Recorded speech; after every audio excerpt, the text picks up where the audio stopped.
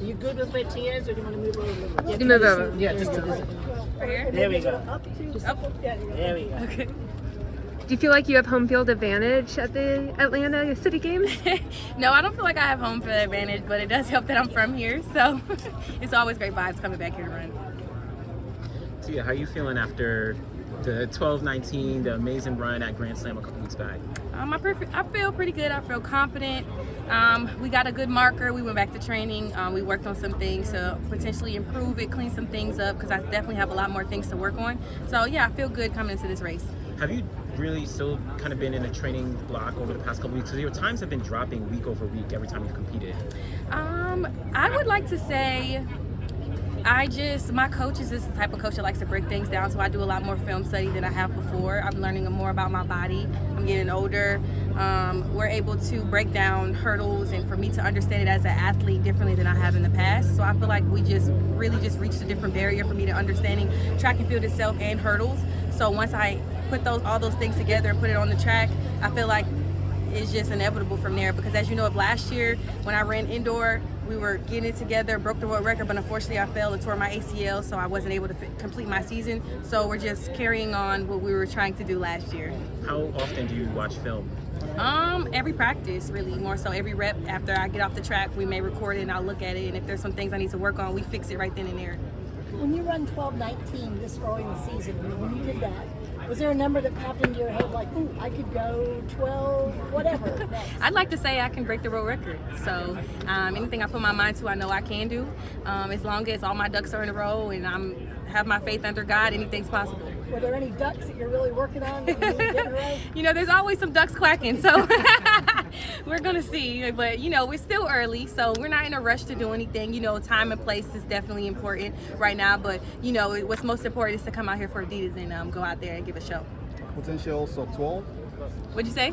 Potential sub 12 seconds? Oh, I don't put any numbers down. I don't run for time. I run for technique placements and, you know, giving it all for Adidas. So we'll see. But we're not goaling for any world record breaks this weekend. But, you know, if it happens, it happens. But, you know, you don't run to break world records. You just run because you love to run. Did it feel that fast? No, it did not, actually. It doesn't really, whenever you run really fast, it normally doesn't ever feel that fast. Maybe if you're running indoor because it's closed in, so you like feel the wind.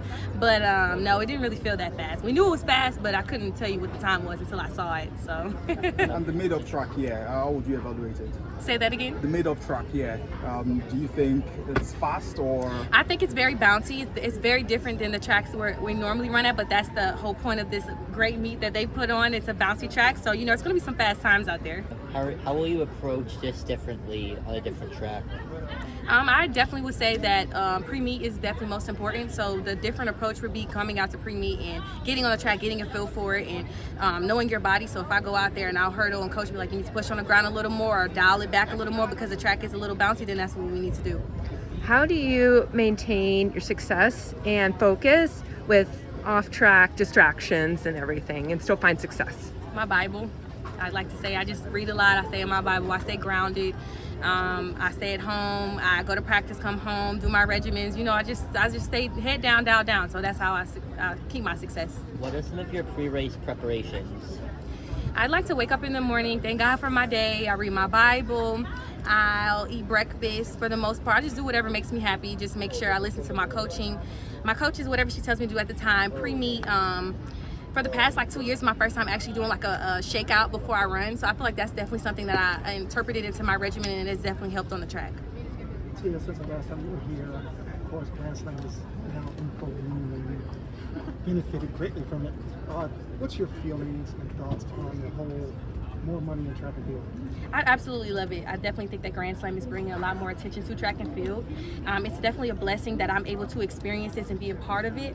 I am completely grateful for Grand Slam. Thank you so much, Grand Slam, for allowing me to be part of that organization. And I think it's just turning the tables for track and field, and potentially it'll be further along in the future.